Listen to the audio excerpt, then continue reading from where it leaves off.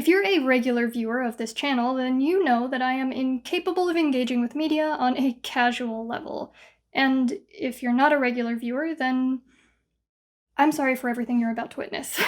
Before I ever picked up a controller and played Sandfall Interactive's debut game, Clair Obscur Expedition 33 for myself, I watched a full story playthrough, binging it like a prestige TV show. By the end of the game's second act, I knew that this was going to be a problem for me, and once the screen cut to black for the final time, I knew that I was going to have to make a video on this someday because one question has plagued me endlessly. Why is the ending like that? Clair Obscur has swiftly become an object of obsession, and in the last month or so since I sat down to try and make this video, it has all but consumed me. I think about it with unhealthy regularity. You know that compulsive itch you get to check your phone 500 times a day? I've been booting up the game at a similar frequency. I listen to the soundtrack, I scour the internet for interviews from the developers and voice cast, I revisit pivotal scenes, I read online fan discourse, and I annoy absolutely everybody in my life by ranting about it incessantly. So rather than risking my real-life relationships any more than I already have, I figured I'd rant at you guys instead, because this game is kind of ruining my life, and if I don't get my thoughts out there, I'm just gonna be stuck in this spiral forever, which is kind of fitting if you know what the game is about. Clair Obscur is one of those special pieces of art that makes you feel vulnerable when you engage with it, and attempting to do so says more about the consumer of the art than it does its creators. Or at least, it's supposed to. Lead writer Jennifer Svedberg-Yen and director Guillaume Broche have stated across multiple interviews that Sandfall's intention with Clair Obscur was not to tell players what to think. They wanted to provide us a space to come to our own conclusions because, according to the team, there are no right answers when it comes to interpreting the story. But is that really the case? It might have been their intent, but from where I'm sitting, their intent does not match up with observable reality. My intent was to be normal about a game for once, and look where that got us. There's some interesting conversation to be had here about the developers at Sandfall Interactive, specifically Svedberg-Yen, but also more broadly, and how their life experiences and biases may have unintentionally colored the messaging of this absolutely remarkable game, especially the end of the game, and how, despite their protestations, I do think that Sandfall presented a clear, correct interpretation of their story. And moreover, I disagree with that clear, correct interpretation.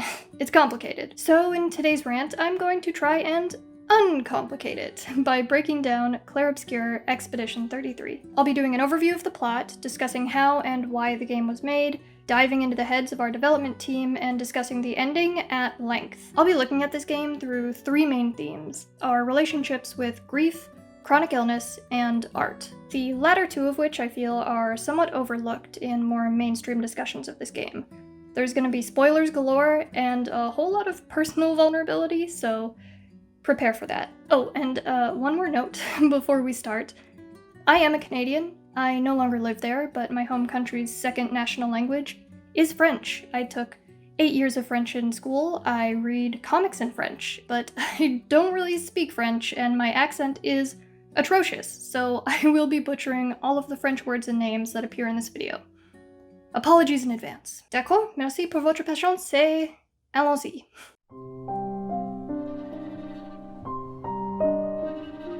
God, these suspenders, I swear, they're good for the cosplay, but like, how do people wear these things? They're slipping and sliding.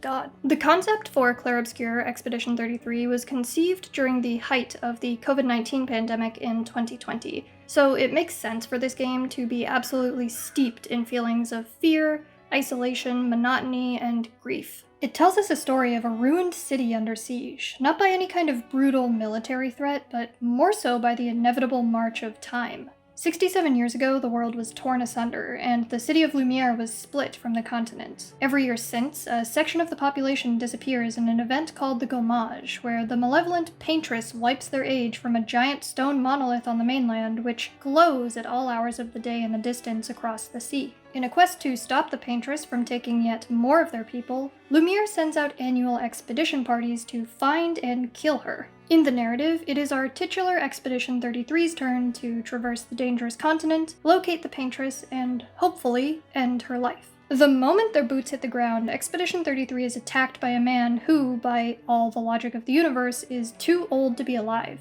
He should have gommaged years ago, but here he is, walking down the beach with the sinister stamp of his cane, quickly dispatching several of our characters in a scene that, in itself, is worthy of some kind of directorial award. The first character we're introduced to, Gustav, loses his life while trying to protect Maëlle, the youngest member of the expedition at just 15 years old. She, as well as the surviving expeditioners Lune and Ciel, must continue on, and with the help of some whimsical mainlanders like Esquier, Monoko, and the aloof Verso, who refuses to talk about himself, our party finally puts an end to the Paintress's plot. After a highly dense and purposefully obscured 2 acts, we've achieved a goal that for our characters was 67 years in the making. The Paintress is dead. And then there's still, so much game left. Yeah, as it turns out, the Paintress was not the be-all end-all villain that our characters, and by extension we, were led to believe. Before the defeat of the Paintress, the game teases more of the plot than it actually divulges, and it really only alludes to the vague outlines of thematic ideas. Who is the Paintress? Why is she doing this? Who is the man with the cane? Why is he doing this? Who is Verso? Why is he helping us? And just generally, what the hell is going on?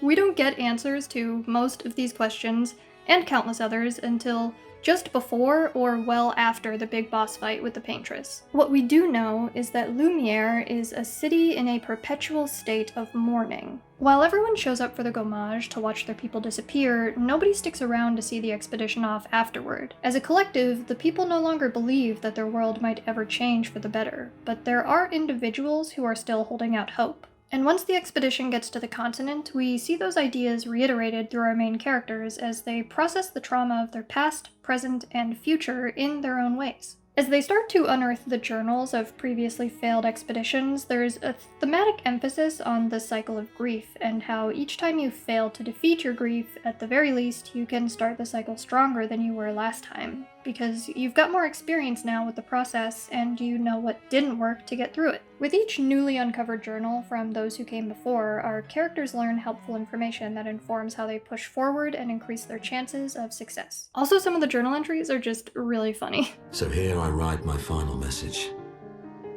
Bare naked muscles will save the world. There are tepid nods to other themes as well. The broad concept of love and what it does to us, the idea of a family and what it means to be one, the fear of failure and how it can paralyze or motivate us, and just a whole host of others depending on how you personally read the story. But none of it feels particularly pointed or direct during the game's first 2 acts, which was a decision made consciously by the developers. Trying to discern either the answers to the game's mysterious plot or what the game is ultimately trying to tell us feels almost futile. It's like wading through the waters of a particularly transfixing dream and trying to redirect the current. It's only once the Paintress falls, once that barrier is broken, that we can finally start to dam up the river. The true core of the game begins to reveal itself to us, and we can finally grapple with the details of the plot and its deeper meaning. We transition from a fairly simple story about traveling to new lands to defeat a great evil to a dark familial drama between godlike beings who are equal parts all-powerful and helpless. We learn that Lumiere, the main continent, and all of its inhabitants are painted creations living within the boundaries of a literal canvas in another, exterior world. Not only that, but the Paintress and several other characters are all members of the Descendre family, a group of talented, otherworldly artists that suffered the tragic loss of their son, Verso, who perished in a fire which also left their younger daughter permanently disfigured. The canvas belonged to their late son when he was a child, and it contains the last remaining fragment of his soul. In her grief, Verso's mother Aline stepped into the canvas and refused to leave it, even though living within it for too long has slowly destroyed her physical body. She became the Paintress, and she painted versions of her family into the canvas with her, but these painted people are not the same as the real ones in her reality. Aline tried to paint her eldest daughter Clea, but Clea was not having it, so she painted over her mother's portrait of her. So painted Clea became just another boss for our characters to defeat. Aline painted her deceased son Verso as an immortal hero, for reasons that are probably obvious to you. She painted her husband Renoir as effectively a guard dog to protect her and her painted family, because In the real world, Renoir is actually the one that's responsible for the gommage. He wants to pull his wife out of the painting before she loses herself to it, and then he wants to destroy the canvas completely. And Aline painted her youngest daughter Alicia as a colorless husk of a person, bearing the same painful scars as her real-life counterpart, because Aline blames Alicia for Verso's death. But as it turns out, the real Alicia is also in the canvas. She entered it on the command of her older sister in an effort to settle the dispute between her mother and father. But she was too weak to fight its power. She was consumed by the painting, being born as Maëlle, and living a new life without any memories of who she really was. Once she regains her memory, Maëlle isn't ready to give up what's left of her brother. Destroying the canvas would mean the destruction of the final bit of Verso's soul and the extermination of the entire city of Lumiere and all the life on the main continent. Plus, Maëlle prefers her life in the canvas to the realities of the other world where she lives as Alicia. So after learning of Maëlle's identity, the goal of the game shifts to finding and destroying the real Renoir, and prevent him from destroying the canvas. When we do that, Painted Verso opens a portal to a sort of pocket dimension where he discovers the shell of his child self, bent over the canvas, painting for all eternity. When Painted Verso asks the child if he's tired of painting, he nods. Painted Verso offers his hand, and the child moves to take it, but Maëlle stops him. If the child stops painting, then the canvas will cease to exist, but Painted Verso actually wants that to happen. He's tired of living an immortal, painted life. The pair argue, and then we get the first real narrative choice of the entire game outside of dialogue options at camp. We have to choose who we side with. Will we help Painted Verso put an end to his otherwise endless half-life, or will we help Maëlle keep her newfound freedom and the painted world alive? It is a gut punch of an ending. It is beautiful and horrible, and it makes you want to Alt F4 the entire experience. Because you know in your heart that neither of these people is wholly correct in their thinking, that they're both hurting and just trying to do what they think is best for them while disregarding what's best for the other, that they're both falling into the same trap of grief in their own way. And ultimately, there is no right answer. Except, there kind of is.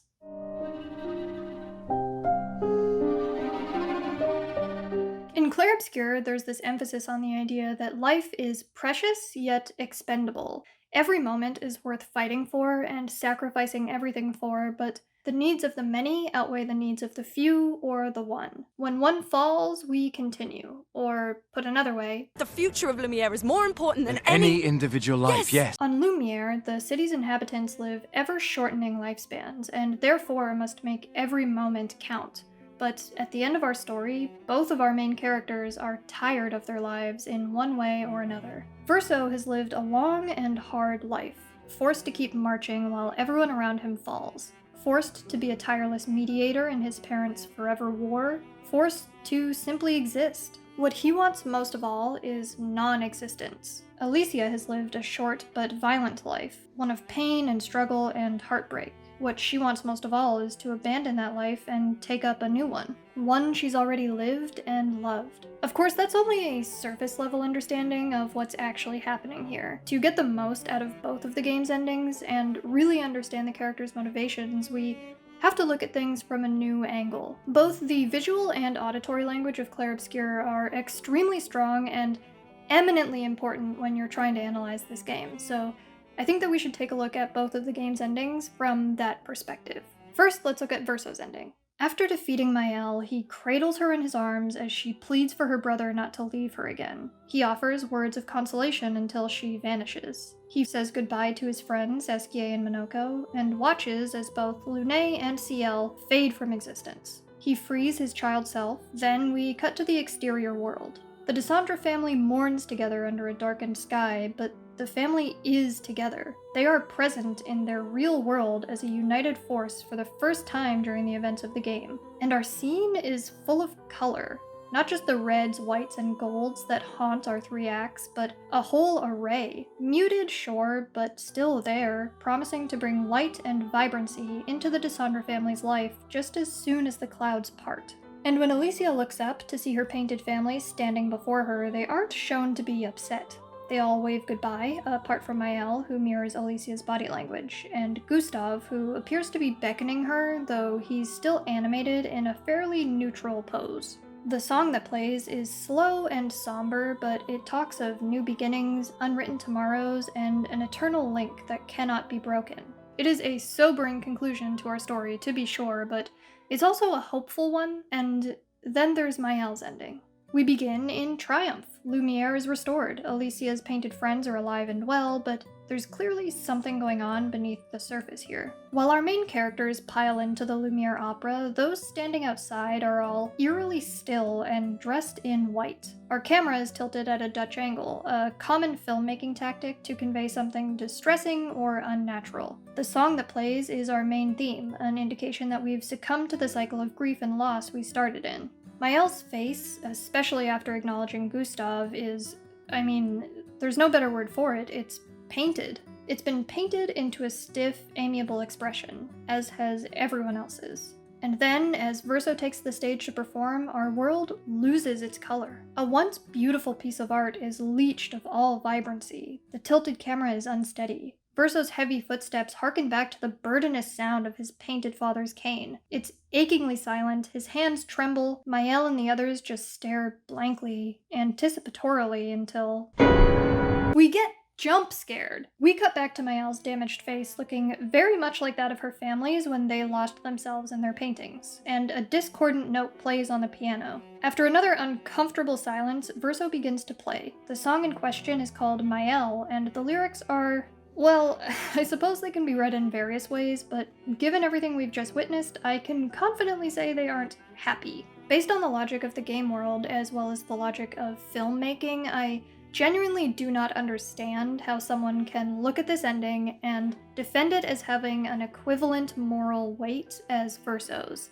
This is quite heavy-handedly leaning in a negative direction. It's practically a horror movie. And this is where I find myself conflicted. Now's as good a time as any to tell you that I did choose Verso's ending, specifically because I felt that the game's narrative was pushing me in that direction. And from a meta perspective, I do think that that's the right answer, even if the devs insist there isn't one, because their work says otherwise. And it isn't just because of all these visual and auditory clues. There are thematic reasons why I believe this, and I'll extrapolate on them a little later. However, if I'm honest with myself as a person rather than a player, even though I do believe that Verso's ending is clearly telegraphed to be the good path, Mael's ending feels correct for me personally, and I want to talk about why.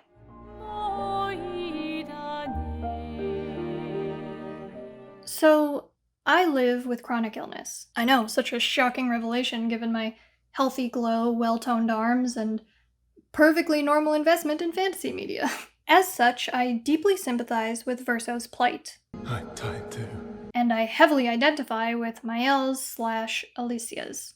This is not worth your life. Life.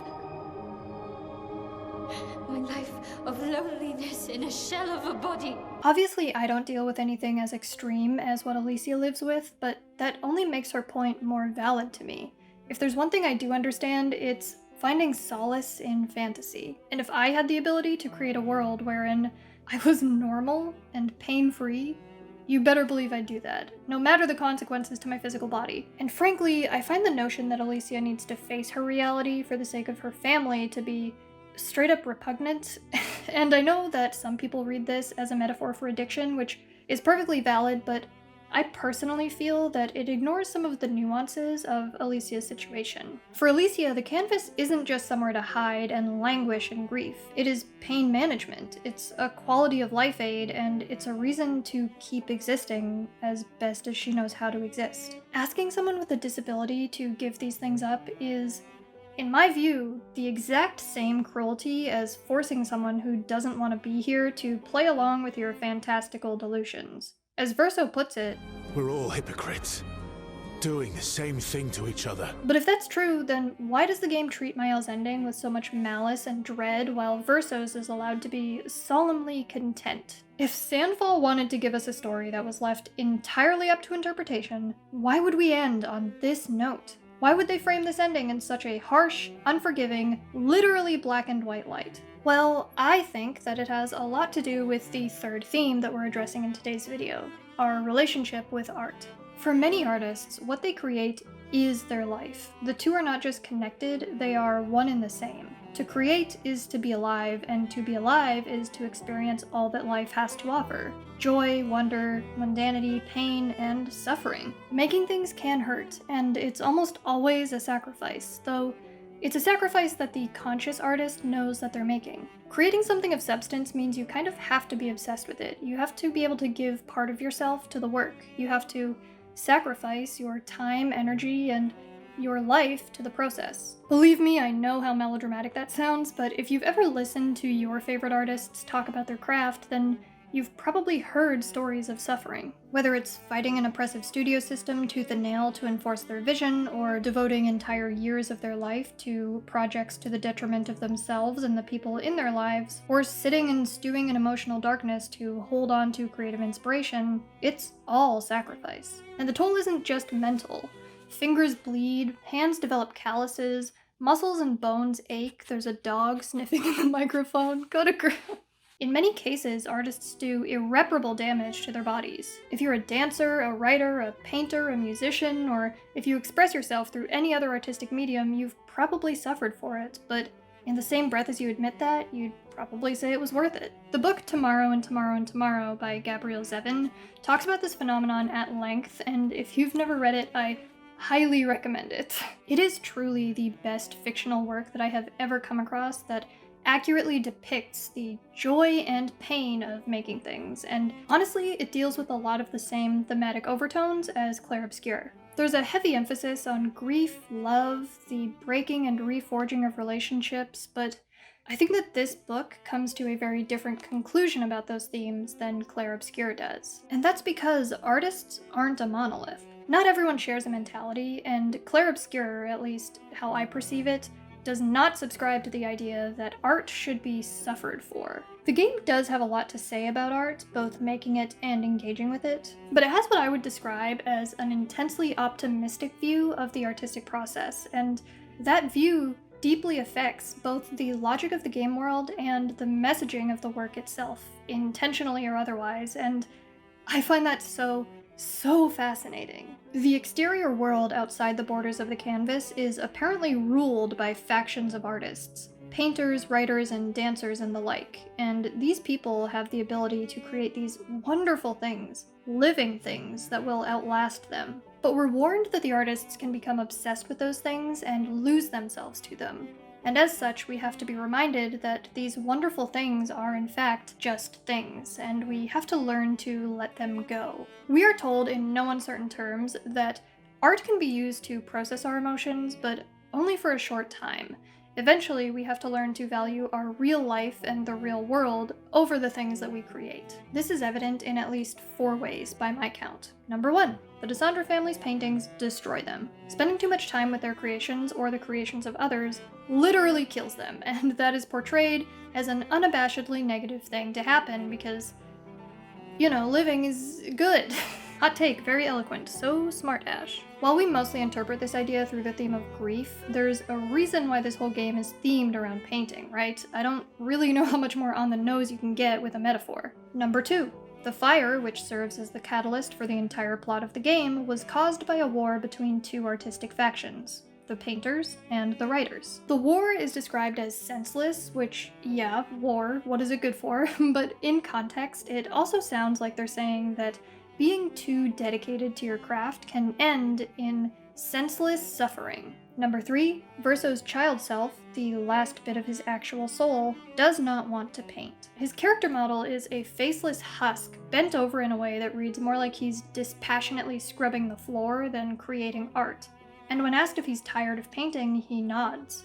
And if you choose Mael's ending, then painted Verso doesn't even want to perform his preferred art, the piano. Oh, and speaking of endings, number 4. By the end of the game, the painted inhabitants of the world become non-entities. This is, in my opinion, the most illuminating piece of evidence which demonstrates Clair Obscur's perspective on art and suffering. Mael, at first blush, seems empathetic toward the creations. She even has a line about them.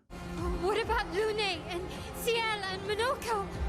What about Esquier? But her ending's version of Verso is a tortured jester, while all the other characters appear to be pale imitations of themselves, with the female expedition crew literally wearing copies of Mael's black and white outfit, while everyone else waits outside, also wearing stark white. We know that when a Gestrel is resurrected, they don't come back exactly the same as they were before. Only part of them returns. The devs have gone on record to say that the rules for people are different, but they don't specify how. And considering Mael isn't a particularly skilled painter, you'd assume none of these people are entirely themselves after she brought them back, right? Something is probably missing. You might argue that at least they're alive, which, I agree with, but as we already established, the game itself treats Mael's ending as an unambiguously bad choice, complete with jump scares and horror-themed cinematography. And in Verso's ending, all the creations are erased from existence and they have absolutely zero say in the matter. Ciel and Lune, two of our main characters, are upsettingly passive about the whole thing. Up until the moment they homaged, they were forceful, strong, opinionated people, but once Verso's victory is at hand, all that goes out the window. They don't even speak, and they're used in the final shot to communicate to us that actually they're super cool with how all this went down. Their lives, their merit, their potential, inconsequential. The creations, the literal art, is treated with very little reverence by the end of either of these stories. It's used as intended and then discarded, narratively in Mael's case, or literally in Verso's. And for the record, this idea is also present in the subtitles for each ending. Verso's ending is titled A Life to Love, while Mael's is A Life to Paint, as if the two are mutually exclusive or totally opposite. All in all, this is what gives me the impression that Clair Obscur believes that art should not be suffered for, and I do want to impress upon you that that's not necessarily a bad thing. It's a thing I fundamentally disagree with, but that doesn't make it bad. I'm more interested in exploring why the game comes to that conclusion, or at least why I did after experiencing it, and I think that maybe it has something to do with our lead writer and the rest of our senior developers.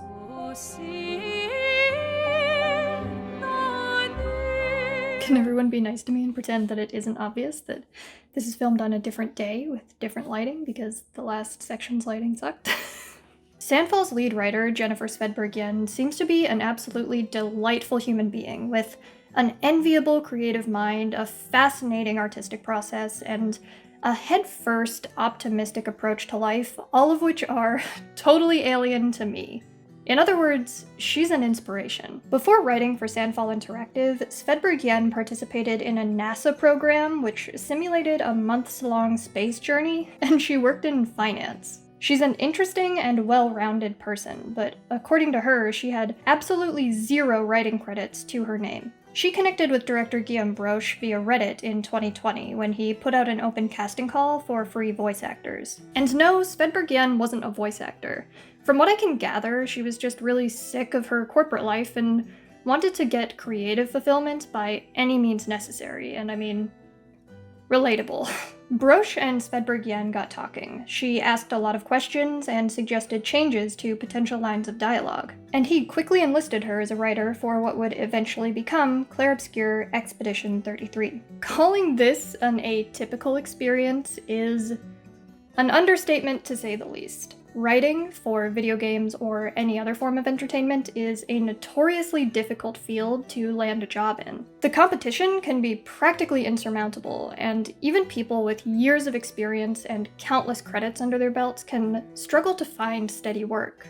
Or even unsteady work for that matter. So basically what I'm saying is that Svedberg being plucked from Reddit anonymity without any industry knowledge or published proof of her abilities is just a 1 in a million fairy tale story. She didn't have to dedicate as much of herself to the grind, for lack of a better word, as others typically do in her position. And I believe that sort of bright-eyed, unmoored, and untainted creative energy contributes to the way that Clair Obscur engages with its more artistically focused themes. Without those usually obligatory years of toil and torment in her preferred creative field, Svedberg was seemingly able to maintain a level of wonderment that gets badgered out of most artists after staring down one too many failed projects. That is not at all to say that she didn't work hard. I want to make that very, very clear. Svedberg put a ridiculous amount of time and effort into this game, more so even than a traditional game writer might, and that deserves to be commended. Just listen to the way she talks about the game's development in this interview with Alexa Ray Correa on the Academy of Interactive Arts and Sciences YouTube channel. It's 800 pages of script. Whoa, really? For Oh them, my God. and that doesn't include the NPC like gestural dialogue. So we started off with just Hollywood script format in Google Docs, and then later I made my own little Excel model, and so then we converted it into Google Sheets and Excel and whatnot. Yeah. Girl, you did it all. You really did. She is clearly a ridiculously talented person, and she helped to create something that's going to stand the test of time for generations of players. But she did kind of stumble into this role of a lifetime, and as such, she's somewhat unpracticed, which can actually work to her advantage. Svedberg Yen is very open about the fact that much of her writing process is primarily instinct-driven. Much of Clair Obscur's story was derived directly from her dreams. She would wake up in the middle of the night and write down whatever she had dreamed of, often having no memory of the experience when she woke. And that makes sense, right? We already talked about that flowy, dreamlike quality the game is practically swimming in. It's very much a vibes first and structural logic second kind of project, and again, I'm not saying that as a negative thing. I actually think it's wonderful, and it's one of my favorite parts about the game. But it does speak to how Svedberg Yen approached the creation of Clair Obscur, and how her unconscious biases may have slipped in without her really realizing it. Or with her realizing it, but not really wanting to admit it to herself or to the fans. And it's not like Svedberg Yen was the only one using instinct as their guiding light. Me personally, I don't really understand why I'm doing it. I just have just a feeling that it might just look cool in the world. That clip comes from the YouTube channel Final Fantasy Union and their interview with the Sandfall devs. The man speaking is art director Nicholas Maxon Frankholm, but that's only half the quote. Let me play it for you in full because I think it's important. Me personally, I don't really understand why I'm doing it. I just have just a feeling that it might just look cool in the world. And of course, what I just love is just that people just have no theories of why it's like that. I'm like, yes, yeah, please go on, just do your theories. It's just fun to watch. Then there's this clip from the same interview. What is the significance of the fire in the real world happening on the 33rd of December? No idea.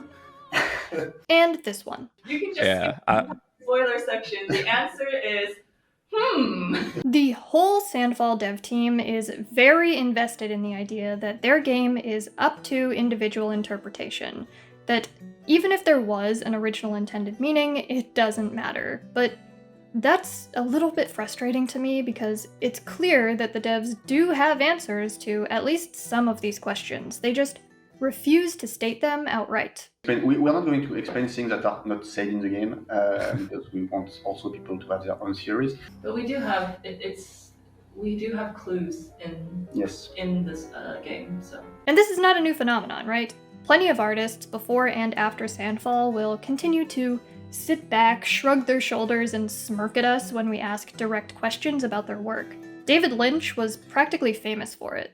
Believe it or not, Eraserhead is my most spiritual film. Elaborate on that. No, I won't. On some level, I do think that this is a totally healthy and even useful thing to do. Giving your audience the space to decide what your art means to them without the weight of your intentions bearing down on them does allow for a sort of freedom, which makes for a much more personalized and intimate experience. And it means you don't have to bare your soul and expose your innermost thoughts to a room of hundreds during a Q&A panel or an audience of tens of thousands for a YouTube interview. That is a terrifying and very vulnerable experience, and I mean, at the end of the day, it really is nobody's business. But on another level, it can make your art feel impersonal, or it can make you look disinterested in the thing that you spent 4 years laboring over. For many, myself included, understanding the artist actually adds more enjoyment to the art, not less. That's like half the reason this video exists, because I wanted to get in their heads and understand what makes them tick. I can have my own interpretations and takeaways from the story while still acknowledging the intent of the creators. especially in a game like this that's so exploratory and dense with its themes. It just makes it all the more aggravating for me that the developers aren't more open with their personal thoughts. Because when you make this, you are making a declarative statement, no matter how many times you say otherwise. Now, in a typical video on this channel, this would normally be the part where I would offer my personal suggestions on how to rewrite the ending of the game, and I did actually do that. I had a whole section laid out where I talked about making the atrocities of Versa's ending more apparent, or toning down the horror of Mael's. There are a lot of simple, easy tweaks the developers could have made to the endings to better sell that no wrong interpretations idea they wanted to convey. But I decided not to record it. As much as I disagree with the framing of the game's two endings, as much as I personally believe they work against what Sandfall is trying to do, I actually think they're kind of perfect in that way, because the supposedly accidental bias on display is a perfect indicator of a fundamental truth of art and a fundamental truth of the game. Whether you believe in suffering for it or not, you always leave a little piece of yourself in what you create. It's inevitable. And you can try and refute that, you can distance yourself from it, you can try to shield yourself from being perceived by your audience, but being an artist means being vulnerable, with the viewer and with yourself. And being vulnerable, for some of us, is synonymous with suffering. So I guess I take it back. That is actually the most illuminating piece of evidence that demonstrates Sandfall's perspective on whether you should suffer for your art. And that, I believe, is why the ending to Clair Obscur is like that. In essence, Sandfall created a gorgeous piece of art that brings out the vulnerability in its players, and they tried not to be vulnerable themselves. They tried not to reveal themselves in too bright a light. But they failed. And they failed because they are artists. Really, really incredible ones, and they left pieces of themselves in Clair Obscur for us to find. And I, for one, can't wait to see what they leave behind in their next project. In the words of Renoir, art can be a window, and art can be a mirror. And great art is both. Son, you'll never be a true artist if there's always a mask between you and the viewer, especially when the viewer is you.